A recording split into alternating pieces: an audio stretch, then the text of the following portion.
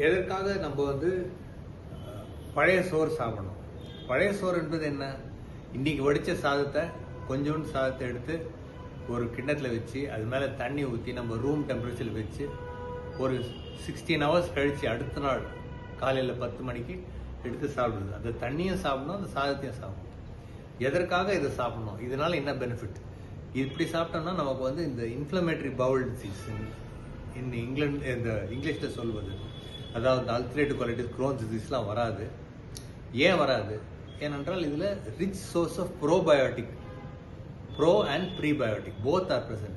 Probiotics and prebiotics nothing but the bacteria that should be there in the gut and also the nutrients for the bacteria.